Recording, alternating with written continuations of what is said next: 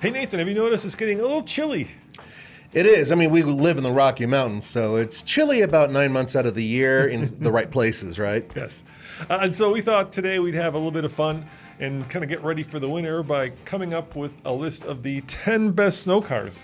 And now, a quick note, these are vehicles that we've driven. These are vehicles that we've had video on, so roller tests, snow tests, off-road tests. And so certain vehicles are not on this list, like I want to know Subaru, because they don't give us cars. But there are a lot of vehicles on this list that might interest you guys, and we kind of covered a little bit of everything. Yeah, well, they don't lend us cars. They don't lend us cars. Yeah, so we can't test them, so we don't feel confident about it. But neither does Ferrari. That's true. But There you go, Ferrari, nice going. There's no Ferrari on this list. Oh, there's not, because the Puegazaco was not here, or whatever it's called. Hey, and if you guys are living in like Phoenix and you're like, hey, I don't care about snow, at some point, or Texas, at some point, we know you Texans like to come up here in the winter, do a little bit of skiing. Yeah. So maybe this isn't as irrelevant as you might think. And Phoenix isn't that far from Flagstaff, and Flagstaff certainly gets snow. And then the other thing, we're talking about the best snow cars, but a good all-wheel drive system also works in inclement weather, on sand, which we have a lot of in this country. Yes. In dirt. And the other thing we've picked is we haven't picked cars that are hardcore off-roaders. No, we decided not to go with the full. There's only one that I would classify as a pretty good off-roader on this list, and for the most part, these are various vehicles that either have all-wheel drive or four-wheel drive systems, and we'll talk about some of the different ones. And in addition, most of them have 7 inches or more of ground clearance. Yeah, and so let me actually talk to that, personal experience, and then we can talk about like the vehicles that aren't on the list that are very good in the snow, but obviously we're not putting them in the snow in this list because they're not like family cars. So maybe 20 years ago, I brought a Volvo V70R. Do you remember that? Yes, I do. Which was a really good station wagon, 300 horsepower. I actually ordered it. You had the moose sticker on yours, right? I didn't, but I wanted it. Oh. I wanted the prancing moose. That would have been cool. So for all of you non-Volvo freaks out there, somebody created a prancing moose sticker that kind of resembles the horse on the Ferrari. Right. And it's yellow, which is kind of the color of Volvo, and you put it on the side. Anyway, this is my, back then before I did this, I always thought I just want one car, keep my life simple, that I can use for everything. And the V70R seemed to fit that bill because it was a station wagon, so I had a young family, so you could throw Tommy in it with all his stuff, my wife. So it had plenty of room. It was a station wagon. It also had all-wheel drive. Mm-hmm. And fast, too. And it was fast, so it was fun to drive. Yeah. But in the winter, it wasn't grand. So I thought, you know what? I'll just slap on some snow tires. So I got some Blizzaks. Okay. Which, at that time were kind of the go-to standard. Yeah. And we got, remember that horrendous snowstorm we got when the whole city got shut down? Was that 2007? Something like that, yeah. Yeah, I do remember. I got stuck in... We got this huge snowstorm, and I wanted to feel like, like a guy who can rescue his wife when she called me up and she said, she used to take the bus to work, and she said the bus can't get from Denver to Boulder because the highway is closed, 36, and it pulled over in Westminster and it was stuck there. And I thought to myself, no worries, honey. I will jump in the V70R with its, dedicated snow tires and come get you. You know how far I got? Down the street? Around the block. Around the block. And guess, what do you think happened? You probably beached it. Exactly right. Yeah. I got high center. Yeah, that happens a lot here. So at first it was like a giant snowplow because the car was very close to the ground. Yeah. And then eventually enough snow got underneath it that it got just stuck. And I was like, what's the point of snow tires if you can't actually drive it in the snow? And this was, on a road that had been plowed, and because there was so much snow. It just kept piling up. Yeah. So I with a lot of work, I managed to turn it around, follow my tracks back, and that's when I realized how good pickup trucks are. Because my neighbor at that time, remember this one? He had a Frontier, but the supercharged one. Yes, I do remember that, and I do remember him. He's the guy who used to order toilet paper from Amazon. Yes, he did. Sorry, it's a long story. It's a long story. But anyway, he said no problem. We jumped in his Frontier with the supercharger, and of course it had tons of ground clearance, and it was unstoppable. And that's when I realized that pickup trucks are really good in the trucks snow. In general are, having good ground clearance is huge with snow, but not everything is as it seems. So here's a really good example. Yeah. If you get a good set of snow tires under most or all-season tires, and we're actually going to talk about a couple, you will have a better driving experience in most snow conditions. Heavy snowstorms, that's the domain of Jeeps and pickup trucks and whatnot, things that really have high ground clearance. But even then, it's not all perfect. I mean, weight distribution is part of the problem. I know people who put sandbags in the back of their pickup trucks to make sure they have equal weight Good when point, they push yeah. through the snow. I mean, there's a lot of things you have to keep in mind. So, with that being said, you made a good point, Nathan, and that is tires, right? yeah. So let's just take that out of the equation right now. So let's talk about tires. There are 3 that we recommend. What are those? Okay, so the first one is the Michelin Cross Climate tire. Now, all of these, by the way, are new or newer tires that aren't necessarily dedicated just to winter, but they can be used in winter better than all-season tires. So the Michelin Cross Climates I had them on the Model Y. That's right. And they're becoming kind of like the official snow tire of Colorado. And what makes them unique is that for a long time, there were different classes of tire, right? There was a summer tire, Yep. and then there was an all-season that was an M&S tire. But let's face it, M&S tires, It's really just it all-season. was a horrible compromise, right? Yeah. M&S stood for mud. And snow. No, but the snow part of it was not good. Yeah, I mean, they were psyched and they had a little bit more grip in snow, but honestly, they paled in comparison to snow tires. Yeah, so you had 3 classes of tire. You had mud and snows, which are kind of all seasons. You had summer tires, high performance tires, Yeah. and then you had dedicated winter tires. Right. And then what happened was, I think it was in Quebec, in the French part, and correct me if I'm wrong on this, but I'm pretty sure I'm right about this. In the French part of Canada, they passed a law saying that you had to have, and this is actually also true in Europe, in certain countries, that you had to have snow tires in the winter. Yeah. So you couldn't, and what I mean by snow tires, like dedicated snow tires. So we're talking Blizzak. So basically you couldn't run mud and snow tires, which I know I'm saying mud and snow, but they're not. I'm going to call them all seasons. Yeah, couldn't M&S. Run, you couldn't run all seasons all year round. Right. And that made it expensive because you had to have 2 sets of tires. You had to have summer or all season plus winter. And so Michelin came out with this new tire called the Cross Climate, which is an all year round snow rated tire with the little snowflakes. So the problem with snow tires often is that they are good at 44 degrees or below. The compound Right. is designed in such a way that it provides you grip, it provides you bite at 44 degrees or below. They actually get a little bit softer with the cold temperatures as opposed to regular M&S tires, which will get harder, like hockey pucks, and they just don't provide the same traction.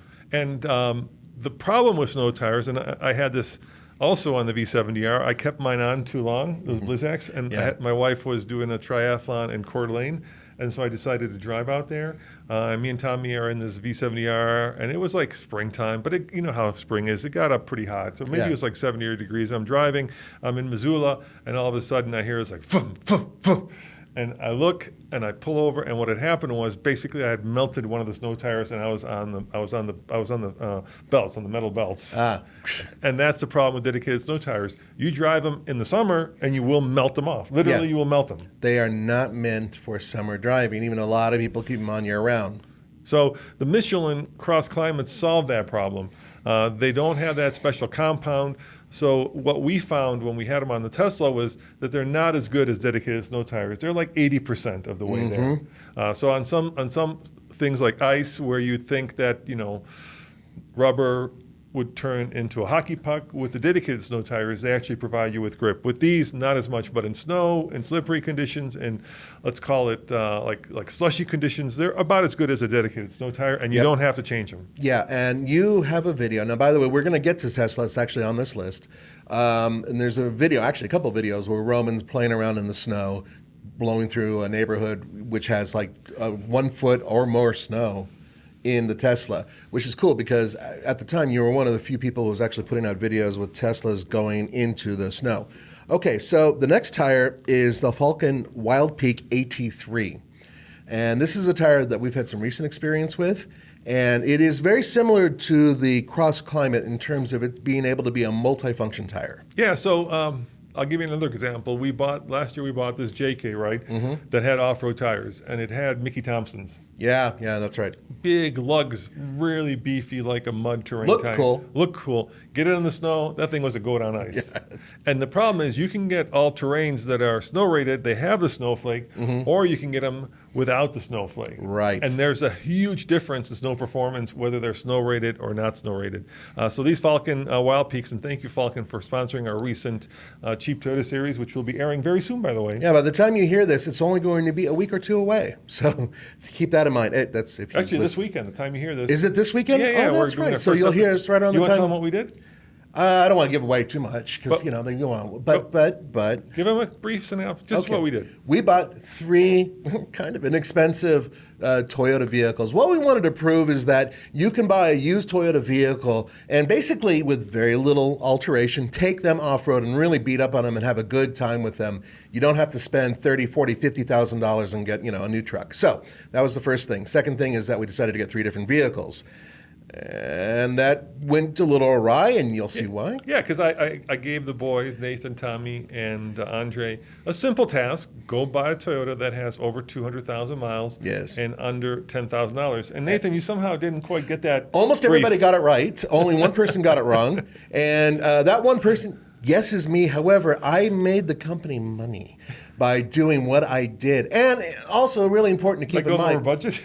I went over budget, but Tommy went under budget. So I balanced everything. I balanced the books. Anyway, we're going to try to prove that Toyotas are indeed the most reliable, or disprove it. And that series will start this week, where you'll see what happened and how it all went awry very quickly. Yeah, it did. All right, what's the third tire? Okay, the third tire is the BF Goodrich Cross Terrain. I actually have a set of these on my vehicle, so I've had a chance for about 10 months now, roughly, to drive these in every weather condition. That's including on sand, but more importantly on snow and ice. These have been the best all-around tires that I've had so far, and I'm not saying that just because it's BFGs, which I've had good luck with the KO2s before, and that's what I initially wanted.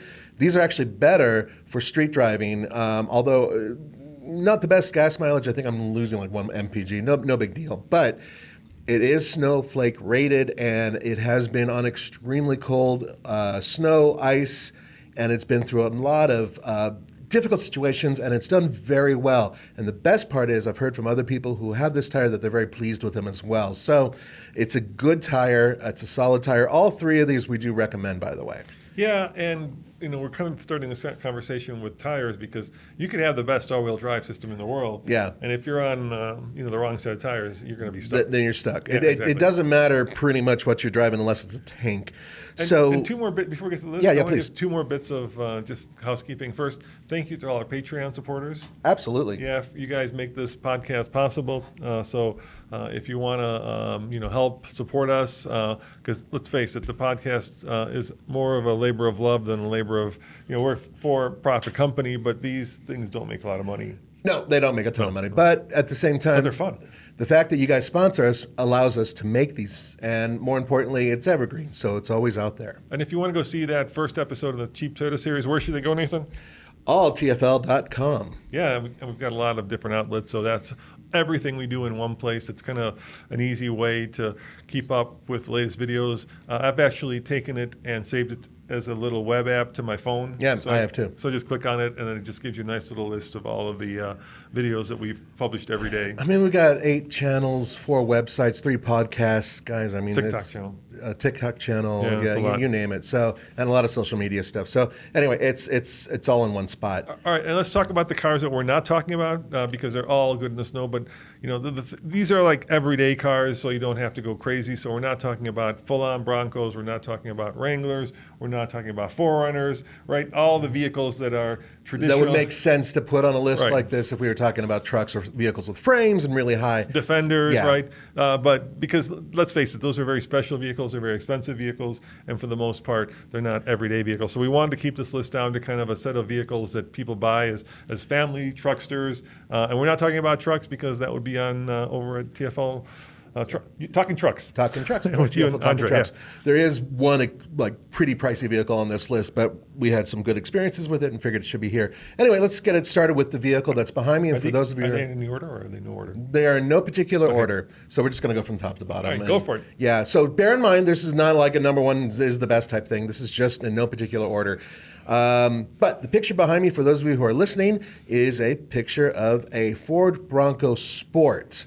And that's a vehicle that Tommy and I agree is way underrated with its overall capability. It's a very sophisticated all-wheel drive system. It's done very well at our ranch. We did a torture test with it, which is a video that Tommy takes it in the snow, through mud, you name it. We've done roller tests with it, and it's absolutely cleaned up on everything it's done. It's extremely capable, provided that you get the one with the GOAT system, which is go over all terrain or any terrain or whatever that is. Yeah, so what makes this car such a all-wheel drive monster is it's basically taken the different drive modes that you get in a Bronco, and it has taken it down, a segment below, actually a couple segments below the Bronco into the kind of the small crossover segment. And, Subaru, like I said, does not lend us cars, so we don't know how it compares to a Crosstrek. But out of all the cars we've tested, it's got one of the best all-wheel drive systems in that segment. It has a trick twin clutch rear end, and Tommy was really, really excited about this system because it also does torque vectoring.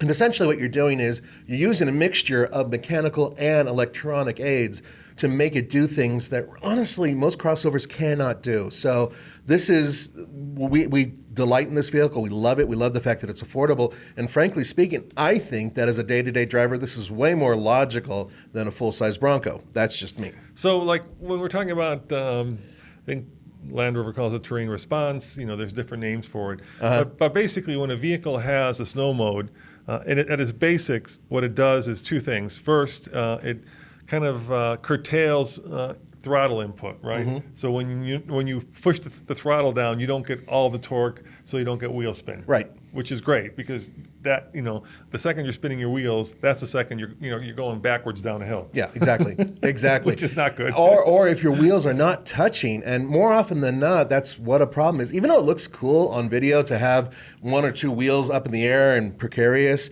that's actually a bad thing. And articulation is important, but in snow, imagine that, and then in addition, having slippery conditions. So having a system that can break the wheel that needs to be broke, and at the same time having a mechanical system work with it, is really ideal in my book. So it curtails wheel spin, and it kind of numbs or dulls or makes the throttle less sharp. Which is all good in the snow. Yes, actually every vehicle on this list has a snow mode of some sort, and most of them will do a thing if they have a regular transmission where they'll start in second gear, which allows a little less torque to immediately less wheel spin. Right, exactly, and so that's the mushy feel. Now if you want to go who in the vehicle, empty parking lot, start doing donuts, this is not a good thing. It gets frustrating because if the car won't allow that to happen. It won't allow you to, basically, if you turn the steering wheel left, you're going to go left, but the back end won't spin around on you. And that's fun, but it's also kind of out of control. We spend a lot of time at TFL trying to figure out ways to defeat these systems so we can hoon a little bit from time to time. And in some cases we're successful, in some cases we're not successful. And a really good example of that is our next vehicle on the list. Before you get to that, there are times when you do want wheel spin. Yep. So I shouldn't be like, you don't want wheel spin all the time. But usually, think about kind of the use case scenario, right? When it snows here for the first time, traffic goes to a crawl. Yep. Everybody in Colorado forgets how to drive in the snow. Oh, especially the first snow. Yeah. Right, and it becomes like this obstacle course where you're trying to avoid either getting hit or being, or hitting somebody, right? Yep. And in that case, in that kind of scenario, you probably want kind of slow throttle response. You want everything to slow down. You want to be able to be in control, and it's good. Obviously, if you're out there, doing your best impression of Ken Block, it's not good. But for the most part, we don't get to do that here. Nor, you probably shouldn't do that on a public road. You never should do that. Right, but it is something that is a benefit, even though it does take a lot of the fun. Wheel spin can be effective if you're trying to dig through the snow to get to some traction beneath it. That is a case where shutting off the traction control might help you get out of Unless there's ice underneath it. Unless there's ice underneath it, which we've had before. But it really depends on the situation. It is nice to be able to take the traction control system off. It's nice to have that, but in many cases it's very difficult to do, especially with more modern vehicles. Do you remember when we did a couple of videos on the Switzerland Trail? This was like 8 years ago when we had that first generation Raptor, and we took it down the Switzerland Trail and took it like 20 feet. You think, this is the other thing you think, hey, I'm in a Raptor, I'm unstoppable. Yeah, wow, No, you're not that old unstoppable. Raptor was a really good truck, but it just if it had dedicated snow off-road tires, maybe would have made another foot. But it was deep, thick snow. Which, by the way, Colorado, we usually have very fluffy snow. High elevation helps with that, but when it gets deep and thick and sludgy, that's the hardest snow of all to get through, as far as I'm concerned. And now remember we did the same thing. So we kind of got the Raptor high centered, and then remember we got a Range Rover, and we thought this has air suspension, so It'll it be won't fine. get high centered. Yeah. And it took us like another 20 feet before we got Yeah, it. it didn't. Yeah, it's and getting high centered really sucks because it's one of those things you might be able to avoid, but you think, hey, I could make it. We've all done it, or at least TFL. But the other thing is that okay, let's say you're in the middle of nowhere, you got high centered. You got to use your arm, buddy. Get underneath it and start scooping away. And that is the worst sensation in the world, just having your arms go numb and trying to pull the snow out from underneath your vehicle so you can maybe get it unbeached. It sucks. Yeah. And then we deal a lot with the local rescue and recovery people. Oh, yeah. You know what their most popular rescue is? That happens all the time. I would imagine. Summer and winter. It's nothing like you think it's like that one that happened. Remember this year what happened with somebody? I was talking to my friend about this who used to be president of this organization. Uh-huh. So there's a mountain here called Democrat. Okay. And then there's like 3 14ers right by Democrat. Yeah, Republican and Independent. Yeah, right? yeah. And somebody had decided, and this is the classic thing that happens, they decided, you probably saw pictures of this, and the recovery guys couldn't actually recover it. Somebody decided from Texas to bring a brand new, I think it was a GMC AT4X, or it may have been a Colorado. I'm not sure, but it was certainly one of the GM twins. Uh-huh. And they decided to drive it up a walking path because it looked like it was a driving path. And they got up to about almost 14,000 feet. And this is what happens in the snow. It happens in the dry. They slid off the path, and the truck got stuck. Yeah. And then they had to call a Colorado rescue. And because it was so high and so far up in the mountains, even those guys couldn't do it. So finally, they had to call a tow truck, because there are high rescue tow trucks, obviously, Matt's Off-Road Recovery, things like that. $3,000 plus fines. Yeah. And I think it ended up totaling something like $12,000 to get that truck off the mountain. But anyway, the point is, the most common thing you end up with is getting basically coming off the trail sideways or coming off the road sideways. It can happen on the road, right? Spillways and all that. When you lose lateral grip, and then you get high centered, and then you're stuck.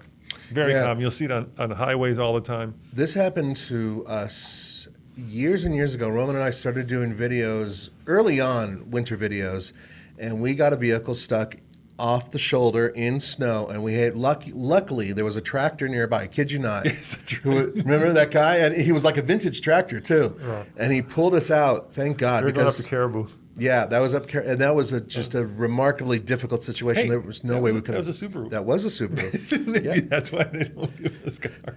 I mean, it wasn't the car's fault. It was my fault. I was the one who drove right into it. But nonetheless, I just couldn't get out. Oh, we fought WRC. This was. No, that was that was a Legend or Legacy. Was it Legacy? I forgot But the names it was of a them. sporty It's been so one, long. wasn't it? It was kind of a sporty sedan. Yeah, we were trying to go up to Caribou in the winter. Yeah, and the all-wheel drive system worked beautifully. And this is an older one.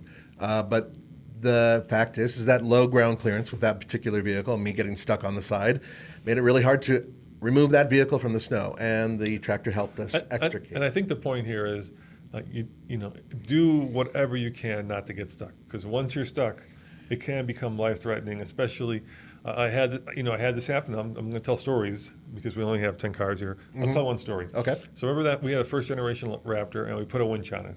Yeah. And I'm going up Loveland Pass after skiing all day. It's like maybe 9 o'clock at night or something, because we had gone to dinner afterwards. And do you remember when you go up Loveland Pass, you go past A Basin, and then you make this like kind of big turn that goes to your left, and then there's a big, big kind of hairpin that goes to your right. Yes. And there was a Versa stuck in deep snow in there. Okay. And I was with my wife, and I was like, you know what, honey, if you don't mind, I'll stop. I've got a winch. I'll winch these people out. And they had just gone like straight in, like a dart into the snow. And I'm like, this should be easy. I'll just winch them out. Well, it turned out this car had Mexican plates. This was a Mexican Versa, and there was no place. There was no place to attach the winch cable too. So they didn't have an eye hook thing for the back? They or didn't have an eye anything hook thing. I didn't want to put it around the axle because I didn't know how stuck that was because you could just like that? You could just tear it off. you could tear the axle off the car. I've seen that in videos too. Which would make it worse. And so I just stood there, kind of scratched my head. They didn't speak good English. I didn't speak, Spanish. And eventually a tow truck driver came by and I kind of waved him over and I said, "Hey, can you help these guys? Because I can't winch them out of there. There's no place to attach to." Yeah. And that's something to keep in mind. If you're going into winter conditions, you should probably make sure your vehicle has something in it to allow it to be removed in case it does get stuck in snow. And this is on a popular pass, right? Imagine if this was something like one of the less popular ones. Yeah, There's not a lot of traffic. Or they could have been stuck for possibly a couple days. Yeah, we have which those in Colorado. People die. Yeah. I mean, that's the truth. All right, what's next, Nathan? Okay, the next is the Mazda CX-90. Now, I'm not referring to the PHEV version. I'm talking about the one with the straight six, twin turbocharged, all-new vehicle. Tommy absolutely had his mind blown with how well this vehicle did on the roller test. We were very excited about it. It's a great three-row SUV. In addition, though, it has a couple interesting components to it that Mazda came up with, including predictive all-wheel drive, which way back, about 6 years ago, Andre and I got a chance to test predictive all-wheel drive when it was still kind of new. And it's a cool system because what it does is essentially it hooks up your all-wheel drive system immediately when it detects temperature at a certain range, or even if you're using your wipers, it obviously goes off ground temperature, and it'll immediately make sure that your all-wheel drive system is hooked up as opposed to waiting for wheel spin, which is a nifty thing to have. And this has it. In addition, this one is actually rear drive bias, whereas in most Mazdas are front wheel drive bias, most Mazda crossovers, I should say.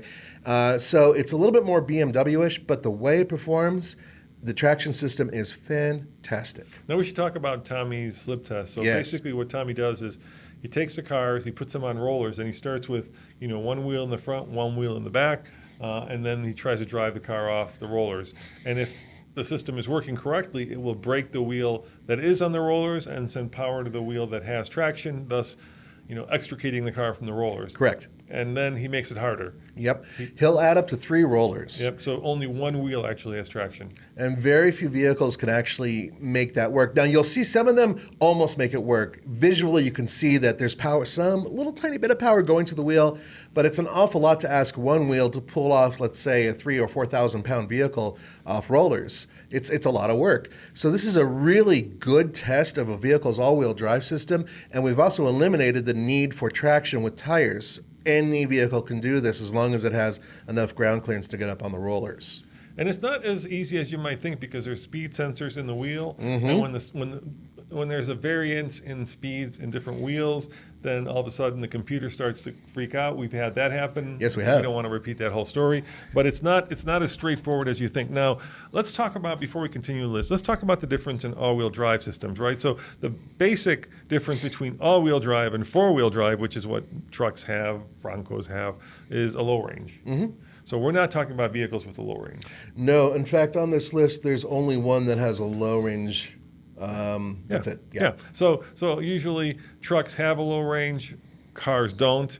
It doesn't really help you in the snow, a low range for the most part. It's not. It just means you're gearing down, so you basically have better throttle response or better throttle control. More and torque is going to the wheels. But it doesn't really help in the snow.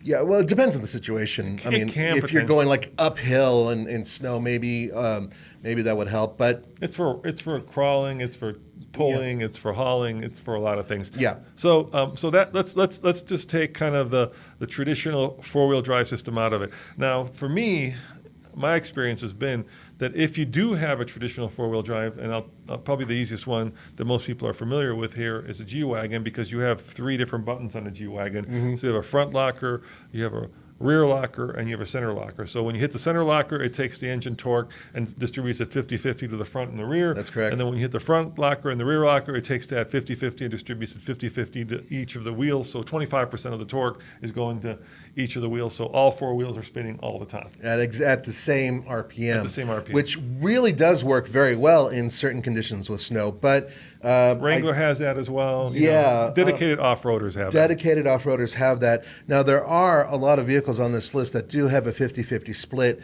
in terms of torque, but it doesn't work the same way as it does with the mechanical system. So in many cases, it can be an electromagnetic coupling that is actually coming together, progressively allowing power to go back to the rear wheels. And most of these vehicles are front engine, front drive bias, and then they have an axle going to the back to power the rear wheels when needed. In fact, there's only a couple that aren't.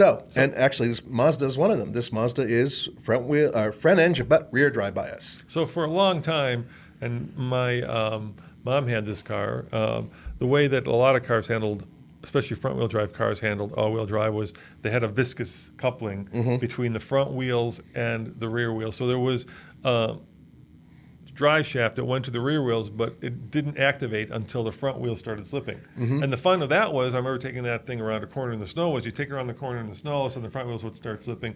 The car would send power to the rear wheels, and then you'd be fishtailing. It was hilarious. Yeah, I'm sure it was an awesome time for your mom. Yeah, and the upside to that was you weren't powering all four wheels when you didn't need to power them, like in dry conditions, so you weren't using as much fuel. But now, Nathan, the latest and greatest way of powering cars are these plug-in or regular hybrids where there is no drive shaft between the front of the car and the rear of the car, but there is a motor in the rear that actually helps send power to the rear wheels versus having an actual drive shaft that comes off of the differential. Yeah, that's correct. Toyota pioneered a lot of this technology, and almost everything that they build that's a hybrid. Well, that's probably the one that RX, the Toyota Highlander, was an early adopter of that type of system. Right now, every crossover that Toyota builds that has a hybrid system, which I believe is all of them now, have that setup where they can have an electric motor power the rear wheels. And it went from being not such a great system, and we actually have proof of that. Like the first like the last generation Prius. Oh, that had only 6 horsepower going to the rear wheels. And up to 25 miles an hour. Yeah, and it would decouple. That was to get you out of trouble. Yeah. That's the only, and they even said that. But then you go all the way up to some of their much more capable vehicles, and now, even with their minivan, now they're sending a ton of torque to because these little rear electric motors have a gob of torque at low speeds. They could just throw it all out there immediately, and that's really helpful for getting out of sticky situations. If you add that with snow tires, honestly, the new system of Toyota and some other people are now using, it works quite well. It also allows, if you flip it around, let's say, like I just did the Revuelto, right, which is a 1,000 horsepower Lamborghini that now has all-wheel drive based on 2 motors, each powering the front wheels. It's very similar to the E-Ray, very similar to the NSX, and in this case, it's not necessarily meant for better traction, but it's meant for better performance. Yeah, of course.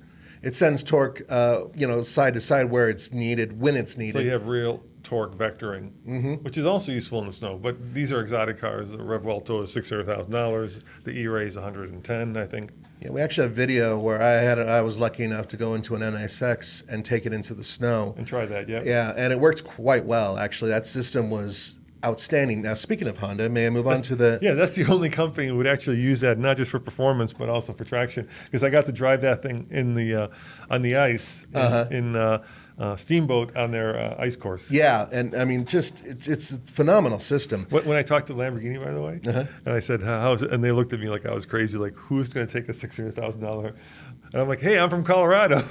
I bet you there's going to be a billionaire or two who are going to be like, yeah, I wonder what it can do. Take your wife to dinner. Next thing you know, it starts snowing. And there's guys lifting Lamborghinis and taking them off-road for crying out loud. The Cerreto, the off-road one, yeah. Okay, so the next one has, arguably in my book, the best all-wheel drive system available that is basically fire and forget. It's a very simple setup for the driver, but at the same time, it is an extremely advanced system. That is... currently on the Honda Pilot Trail Sport, other Honda vehicles have it, and it's called the i-ACTIV Force system. And it is an excellent system for light off-roading, excellent in the snow.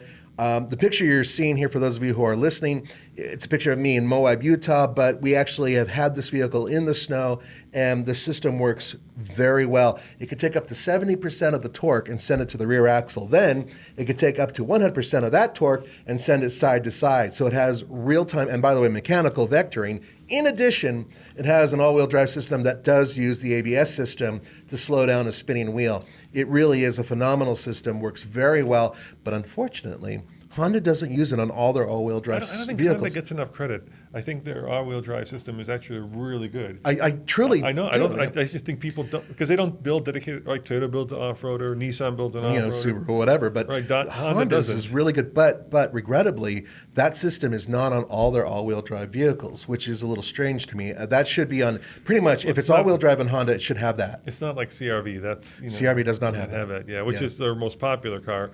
And I think if they really wanted to promote it, they would put it on the CRV. They also have a really good like terrain management where you can Yep. actually pick snow or sand, and it actually works. Because let's face it, oftentimes a lot of these terrain management things can be marketing more than.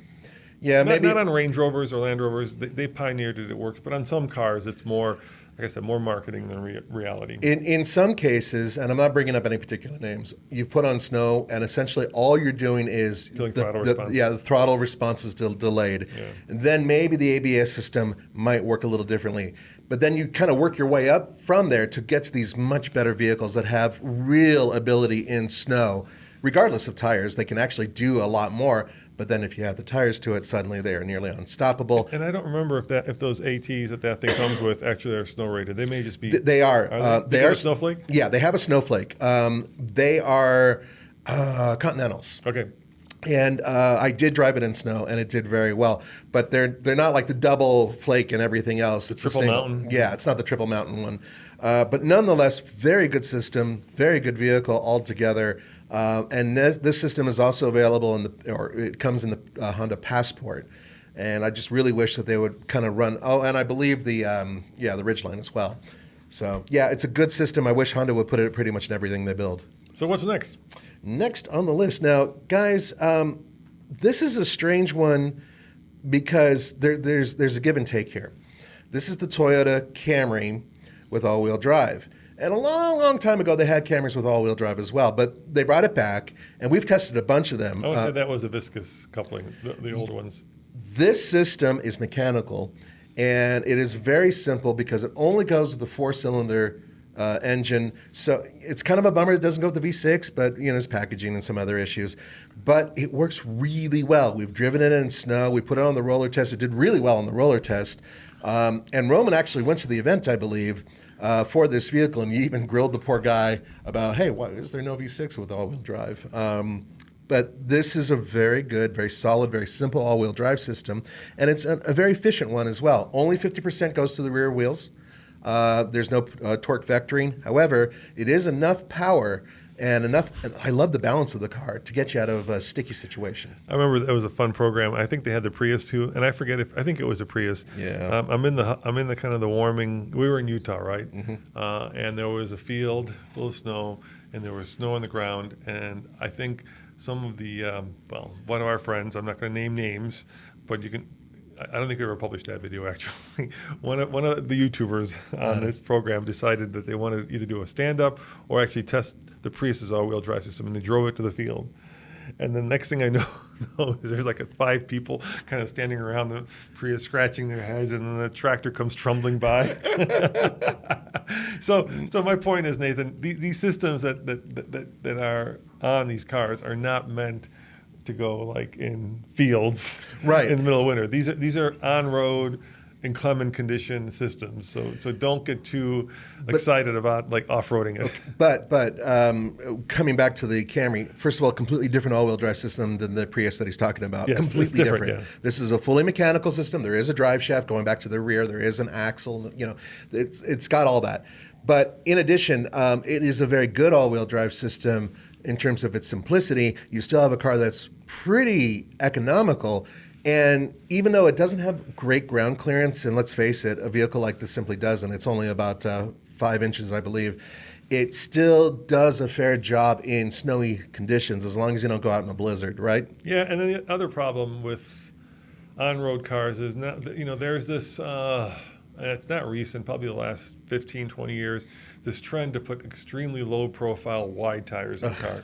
And they look good, right? They fill out the wheel well, but good snow tires cut through the snow to the pavement, and the fatter the tire, like if you're rolling on 22s, you're probably not going to have great all-wheel drive traction, even if you're on a dedicated snow tire, right? Because it's just the tire's just too fat. It just. Oh, there's other issues too. So yeah, no sidewall. The less sidewall, the less height the tire has usually. So you're also lowering ground clearance, and a lot of these cars do have tires and wheels that look good, but are the exact opposite of what you would want for snow tires. And I don't want to talk about chains and such, but now there's a lot of different, and we've done videos on this. There's a lot of different options for that. Yeah, we've done a ton of videos on it. But they're hard to put on these low-profile tires because you can't get them either chains or socks or whatever. Yeah. We did a whole video where we bought a bunch of these traction aids and stuck them on vehicles, but the one thing we found is they're really hard to put on because there's no room between the wheel and the fender lining. Yeah, so style is an issue, but in addition, when you do these larger wheels, right, larger, fatter wheels, A, yes, you're lowering your vehicle more often than not. B, more weight for your car to actually push along. So imagine being stuck in snow and having a wheel that weighs, instead of 25 or 30 pounds, weighing 40 or 50 pounds because you have extra steel and less rubber. That's you really need to research that. In addition to all that, there is one final thing I want to mention. When you have very little sidewall, that means in colder conditions, the air molecules condense, and that means you lose air in your tires. You'll notice that you have your tire warning system often coming on because it thinks your tires are low because it's really cold, and yeah, everything goes down a bit. Now imagine having low-profile tires in winter conditions. That sucks because more often than not, you might even pop a bead. That's how bad they can be. And I've seen it happen, and I love it when I see kids running around slamming their cars with these giant tires or giant wheels and teeny tires. And yeah, they all have a really hard time driving in snow, which happens often in Colorado. Hey, I'm going to do a bit of a rant here. Yes. I'll tell you what this rant is. It's about wheels, tires, and offsets. Okay. Can they make it any more complicated, Nathan? Can it be any more inscrutable than how it is right now? I mean, so I'll give you a real-life example. So I just bought this Range Rover, right? And it came with 21s and, no sidewall. And as we've proven with the Defender, you don't want to go off-roading with no sidewall, especially with no sidewall protection, because A, the tires don't provide a lot of cushion, and B, they don't provide a lot of traction. So I finally found a 20 that'll fit on this thing, I think. But that was also hard because, like, you would think you would, with AI, you would just go, hey, can you fit a 20 on a long wheelbase Range Rover? And then, of course, you go on some forum, and half the people be like, oh, no problem, you can fit a 20-inch wheel because you have to have clearance for the brake caliper, right? Yeah. And the other half are like, no. So it's a complete mystery. Yep. So finally, when you do find the wheel, then you want to go and put a little taller tire on it because now I'm going from a 21 to a 20. But then you got to figure out the size of the tire, and that is also inscrutable because there's no one set of tires that actually matches that car, and there's no one set of advice. So you've kind of got to figure out exactly and guess at exactly what size tire and wheel combination that fits, and that's not even talking about offsets or talking about the bolt pattern. Yep. It's so inscrutable. We spend 2 weeks trying to get bigger wheels and tires for a Mustang, an SM95, right? They built that thing for, 10 years? They got to build over 1 million of them, and you can't figure out what size wheel and tire you can put on there if it's not the OEM size. It's so inscrutable. It's unbelievable. If you want to be a disruptor out there, figure out a way, maybe a way you could put a universal mount on a wheel where it would just fit everything. Yeah. And then to make it even more complicated, we want to go with all-terrains on the Range Rover, but they don't build all-terrains in the sizes that you need for that 20, right? So then you're guessing at what size you can buy because you don't know what all-terrains they build in what sizes. I'm sure you can find an overseas company that makes some sort of all-terrain, Brave Hero tires. We've seen stuff like that. I'm sure you can find them. But you see what I'm saying? It's such a complicated and such a convoluted thing with wheels, tires, and offsets that no wonder there's so many people who are, making money at this because the rest of us are completely befuddled.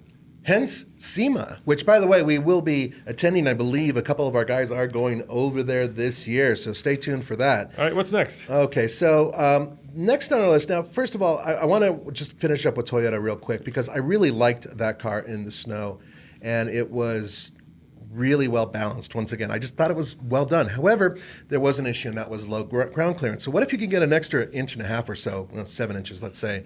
Well, then you can do something like this, which is the Chevy Trailblazer. Now, and let's be fair, Honda doesn't build an Accord that's all-wheel drive. no, they don't. Not at least in the States currently. Now, Chevrolet, and there are other vehicles like the regular Blazer. Now, I've never taken the regular Blazer, new Blazer, I should say, into the snow per se. Put it on ice, it did fine, and it has a different all-wheel drive system than the Trailblazer. Trailblazer is extremely simple, but the only reason that it's on this list, in my book, is that it works fairly well, and it's also very inexpensive. It's a very basic all-wheel drive system. It sends up to 50% of the torque to the rear, and that's it. If it detects slip, that's what it does. It's completely seamless. It just does it. And there is a snow mode. There's a lot to be said for a car that doesn't cost $48,000, which is the average new car price. Yeah, now. exactly. And so for an inexpensive vehicle, and I drove these all over California. I've driven them in Colorado, and I've had pretty good luck with them, just with the standard tires on them. I'm willing to bet that one of these little guys, they're very lightweight, with snow tires or good all-season tires like we mentioned, would be pretty damn good in snow. So I just wanted to mention it because it's relatively inexpensive, and some of the vehicles on this list can be pricey, and we're going to start jumping up in price big time on the next one. Yeah, the next one is the Tesla Model Y all-wheel drive, and we actually have a lot of experience with that. That was a vehicle where we actually went and bought actually, we got some Martian wheels for it. Thank you, Martian wheels. And then threw on some Michelin Cross Climates on it. And, That's right. And did a lot of snow driving. Very good. Dual motor. So you've got one motor on the front axle, one motor on the rear axle. The computer sends power to the wheel that has traction. Surprisingly good off the snow. But there are issues with it, and you can see it in this picture. It's got not enough ground clearance, basically. Yeah, I think it's just around 6 inches or less. Yeah, so you can see that little front spoiler is getting filled up with snow. Yeah, you turned it into a snow plow. However, I don't think you guys really got stuck. We never got stuck. You just plowed through it. The other problem, of course, is the battery life severely is downgraded when it gets cold. And when I say severely, I mean up to 25%, maybe even more, depending on how cold it gets. And we also had an issue, and this was an early issue, with the heat pumps in the Model Ys, where it stopped working when it got cold. My wife experienced that going over Loveland Pass one year. That must have been awesome. That must have been, she loved that car, huh? Going over Loveland. I was like, honey, take the Model Y. It's got snow tires, and she did. And yeah, she called me up, and I didn't hear the end of it. She does not like being cold. No, I wouldn't be surprised. So the good news is that a lot of those issues have been addressed. They've upgraded the heat pumps, and most modern like a valve issue. Yeah, but most modern electric vehicles do have decent heat pumps, and the good news is that in the very near future, they're expecting a much lower degradation of battery capability in cold weather, and we're going to see that pretty soon, I think. Here's another problem with electric cars in the snow. Might as well do the laundry go list. for it. So remember when we had the Hummer EV? That doesn't even qualify. All right, yeah. So we had the Hummer EV, which is actually good in the snow.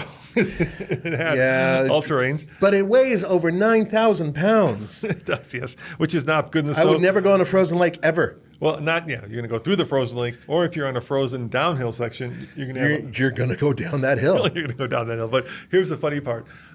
We have a place up in Keystone that I go to quite a bit, and I took it up there, and it gets very cold at night. We're like at 9,000 feet above sea level, so we're looking like it could be minus 20 Fahrenheit. Right. Or more. And one of those nights I had the Hummer EV up there, and it was too big to put in the garage, which is heated, of course. Yes. So I left it outside and I plugged it in, and I don't have a fast charger up there, or level 2. So you plugged in a 110? Yeah, 110. And guess how much power it got overnight? 10%. No. How many kilowatts do you think it's let's How say many I plugged kilowatts it in overnight? I plugged it in like at 50. What do you think it was at in the morning? 60. 50. Because basically at 110, so you maintained basically what you had on in there. that giant battery. All that it leached it. all That's that awesome. plug did was basically keep the battery warm. It was like a block heater in essence for a battery. Yeah, so you just maintained basically. I may have put like 1 kilowatt hour of power into the thing. Yeah, that's not going to get much. It was with hilarious. Yeah, I plugged it in, and it said something like 2 weeks until this thing is full. Yeah, that's a real shame. But fortunately, most electric vehicles don't have an extravagantly massive battery that weighs as much as a planet. So, but the Model Y, I would say for Tesla was a hell of a good start with all-wheel drive, snow, and electricity. I would say if you want a good all-wheel drive snow car, go for Rivian. At this point, until a Cybertruck comes along. And the only reason it's not on this list is because it's a truck. Yeah. I would have put it on go this for the list. Rivian R1S or R1T, either one. We've taken those into the snow. They've done really well. We did have a little bit of issues where we had the quad motor and the computer got a little confused as to where to send the power because all four wheels were spinning. And so it was like, I don't know which tire do I. But it figured it out, I thought, and it was just a momentary. It figured it out, but it did. I think they will keep working on that software, so I think it keeps getting better. But initially, there were some issues with it. Which reminds me, there is a video coming out very soon regarding the Rivian, the newest model with software updates. Actually, if you time travel, it's already out. It's already out if you time travel. Sorry. This video is being filmed before it actually came out. Exactly, yeah. Okay. Go to TFL. You'll find it. Go to alltfl.com and you will find it. I like your next one. I think that's a really good idea. Yeah, this was a really good vehicle, especially because... really surprisingly good off-road, actually. It's done well off-road. I brought it over. We've managed to take this thing. The one that's in the picture, first of all, it's the Nissan Pathfinder, the newest one. We've driven the hell out of it. We've taken it off-road in various terrains. We've taken it into snow. This image that's behind me, which Roman is holding up a fun sign that says Nathan's Crack, is actually not the Rock Creek edition. So this just has standard street tires, basically. It has MTs, but they're really not. And it just did phenomenally well in the snow using its snow system. It's an interesting vehicle because it now has a 9-speed automatic transmission. No more CVT, thank God.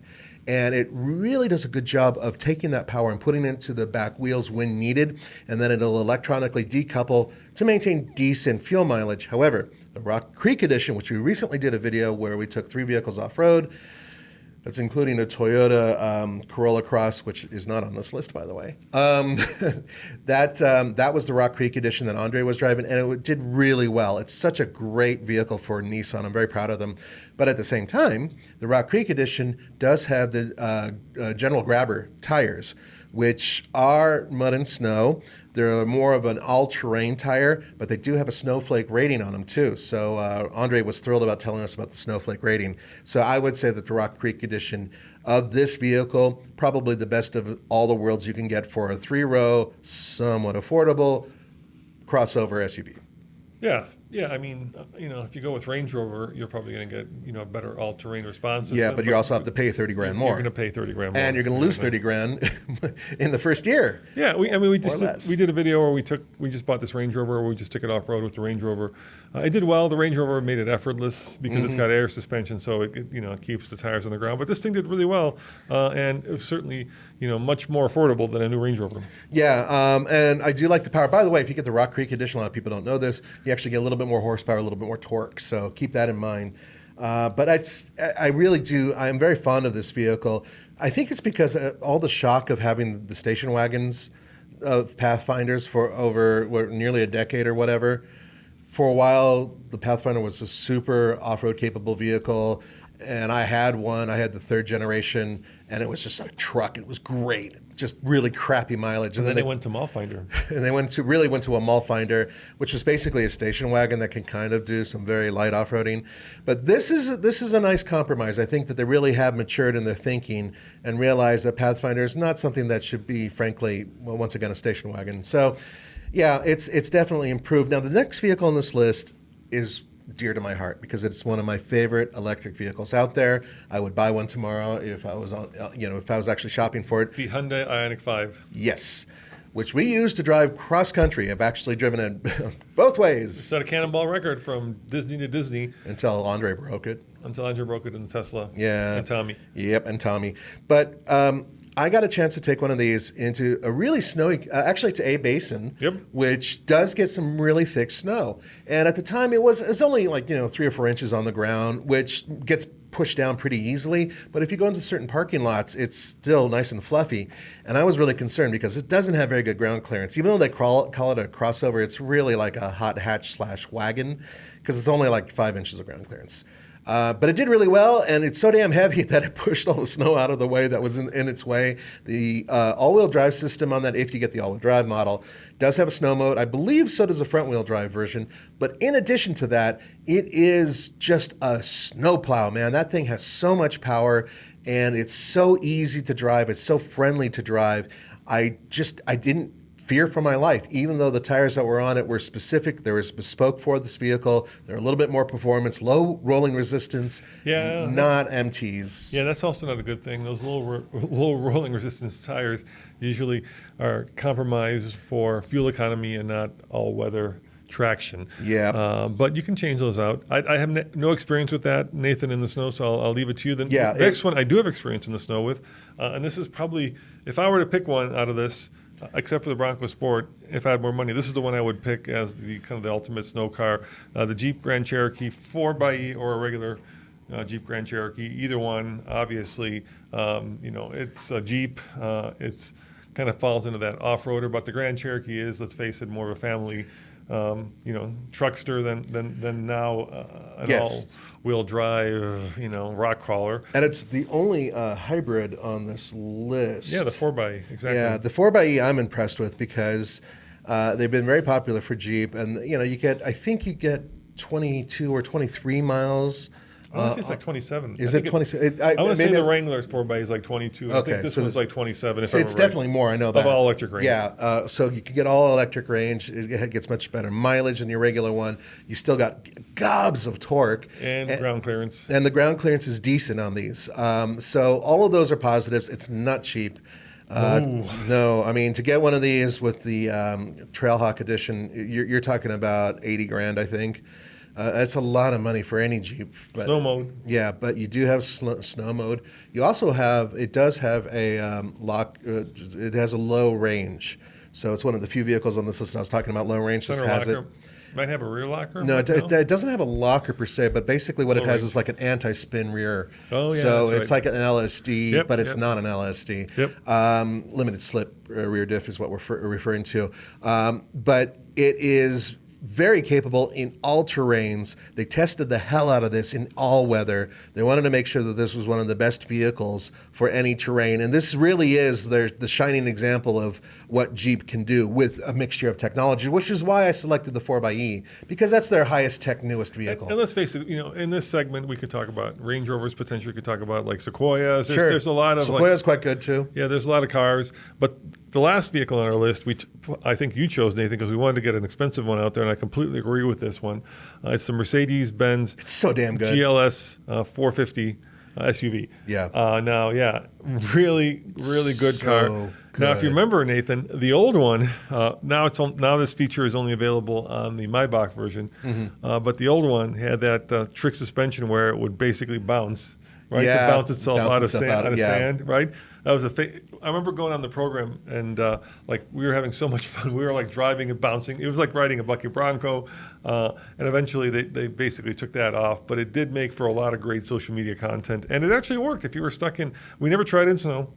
It was meant for sand. Maybe it works in snow. I don't know. If you get the Maybach and you get it stuck, try bouncing it out.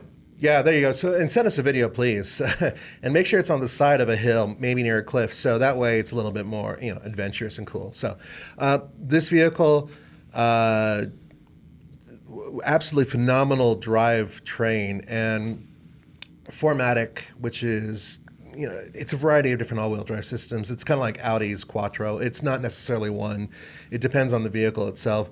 But this is just a seamless, simple setup that will get you through any terrain other than, say, heavy-duty rocks.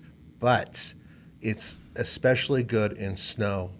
Even with the tires it comes with, which are freaking steam rollers as far as I'm concerned, this thing is an absolute moose through snow. It has no problem getting through pretty much anything. I think it's about 8.5 inches of ground clearance. I would say it could definitely use more. There's so much potential here. And the irony is, I think it's decent looking, whereas, and if you look at their electric vehicles, the electric version of this, I would say, their EQ series, not so much. Actually, the previous generation, it's funny, the Germans start out like with the Touareg where they make it really off-roady. Yeah. Which, it also translates to snow traction. And then as they get more modern. They make it more roady and less off-roady. Yeah, right? that So- tends to happen. Yeah, so the previous generations of this, there was even a low range, I think. On Yeah, it. there was Yeah. even more rugged. Rugged, But this yeah. one is seamless. It's so simple to use, and it is so much power at your disposal. And it has the 48-volt architecture hybrid system mixed in with a turbocharged engine. It's just a beast. So I love this one. It's the 450 GLS. It's definitely not for everybody, especially because this particular model was about $100,000, which is a lot of money. But if you're going to spend that anyway, Well, and then the other things you get in these very expensive ones, and sometimes not even on the expensive ones, I mean, heated seats, oh, of course. Well, Lovely. Heated- almost everything here has heated seats, heated though. rear seats. Yeah, not everything here has Heated rear steering seats. wheel. Yeah, a lot of them have that. Yeah, yeah. So, I mean, those are, to me, almost as important. If you spent the whole day skiing and you come up and your hands are frozen or boarding, there's nothing better than wrapping your fingers. I got to say, living in Colorado, I've been here for 22 years now, and I used to think steering wheels that were heated, well, what about your sissies? Yeah, then I started dealing with going day to day to work and having to deal with frozen vehicles and having frozen hands, and there's nothing quite like you know having. who does that best? Stellantis. Any Stellantis vehicle, their heated steering wheels or their heated seats get so hot that literally you You could fry an egg on them. Yeah. But it's wonderful because you can turn them down. And Stellantis in their trucks does this thing where if it's cold, it automatically, a lot of manufacturers do that, but they're really good at it. They automatically turn on the heated steering wheel, the heated seats. And the one car that we didn't talk about, which is actually really good because Tommy just took Well, it I off-road. wanted you to add to this, yeah. We bought a police car Charger. The all-wheel Charger, drive. yeah. Yeah, and it did really well. We just took it off-road, and we're going to put some snow tires on it, which we got when we bought it, and we're going to find out just how good it is in the snow. But they did make one. We got the Hemi, but they did make a Charger all-wheel drive with a V6 as Yeah, well. yeah, that's. So yeah, we'll much test more that this popular. winter with the snow tires and have fun with it because that's going to kind of become our fun They've winter even car. made a Challenger with all-wheel drive, the GT. Yes. But it's only Once with again, the V6. six, yeah. Same Yeah, thing. but it's pretty cool, Andre I think. almost died in that car. Yeah, but it wasn't the car's fault. A tree branch fell through the Actually, during snow. It was Canada. heavy snow. No, I think it was in Canada. It's either Canada or Michigan. Yeah. Or Yeah, Michiganada. Someplace, yeah. Anyway, it was like raining that turned to ice, which Yep. coated the trees, which made the branches very heavy, which made it fall into Andre's lap. Yeah, it hit the top of the roof, and it was with so much power that it knocked the rear view mirror Then to the down. roof, So it was just broke like the windshield, swinging on yeah. the electric Yeah. line that it was on, and it just dented the roof and everything else. And you know, even though this was a pre-production vehicle, Stellantis was like, "Yeah, wow, we're really sorry this happened." And Andre, of course, being the humble guy he is, he's like, "I'm so sorry, I'm so sorry." And when I heard this, like, dude, why are you apologizing? It wasn't your fault. It's not like you aimed for the tree, you know? So anyway. So I want to end this thing with one more little bit of, it's not a rant, it's just a fact. A lot of people for a long time would say things like, all you need are good snow tires, whether the car is front wheel drive or rear wheel drive. Just get yourself some good snow tires, and that's really what counts, right? It certainly helps. It certainly helps. But what we found living in Colorado is that when people move here with front wheel drive cars or rear wheel drive cars, the next year after the winter, they immediately go to all wheel drive. Yeah, that tends to be the case. You know, one of the real pluses of all-wheel drive is being able to push through certain things. Yeah, I mean, there are performance pluses as well, but I'll give you a really good example. My wife has a Mini, it's an older one, but she has a Mini Countryman with all-wheel drive, and she drives it like she stole it every day. All four, yep. And I've seen her just pull into the snow where it's about 6 inches deep, which is frankly the car's limit, and she'll just pull through the snow, and I can see the front and rear wheels really kicking in to push her through the snow to get her out of a nasty driveway or whatever. I've seen it. And so even though snow tires on a front-wheel drive car or rear-wheel drive car will definitely pull you through a lot of these things, it is a lot easier and a lot more secure to have all-wheel drive or four-wheel drive even push you through it. I think with climate change, if you live in Chicago or New York, you'll probably be fine with snow tires on a front. But when you come here and you decide you want to go skiing in the middle of winter and a snowstorm hits, you're going to want all-wheel drive. Remember when we came back from Moab and there was a cop car? We were in the we were in a Nissan. We were in a Nissan, first-generation Nissan Rogue, and that poor little thing was wheezing up the hill, but it had all-wheel drive, and it was fine. It was just like, yeah, okay. All-wheel drive on like mud and snows, on all terrains, and there was a cop with dedicated rear-wheel drive, dedicated snow tires, and he was fishtailing in front of us. Yeah, we watched him. We were about 30 feet behind him, watching him going up the hill. This is actually going up the I-Gauntlet, technically. No, Vail Pass. Oh, it was Vail Pass. It was that's Vail right. Pass, yeah. And he's just like barely able to hold on as he's just powering up this hill. And it's a really good example. Now, first of all, he probably shouldn't have been driving quite that way, but nonetheless, there's not much else you can do. You have to cut through it in order to get some traction to get him up there. And yet, here we are in this wheezy, underpowered little vehicle, and we're cruising up, and we could feel the all-wheel drive system working and kicking in occasionally to send power to rear. And that's part of the point. So we're not trying to preach that if you have a front-wheel drive car that you have to trade it in immediately when you get to Colorado, but at the very least, consider more snow-adept tires, or, if you really are frightened with snow, then all-wheel drive might help you out a little bit. Well, that's a word of wisdom that we can end on, Nathan. Yeah, simple enough. Thank you guys for listening to us. As always, go to alltfl.com if you want to see all of our videos, and we'll see you next time. Ciao. See you later.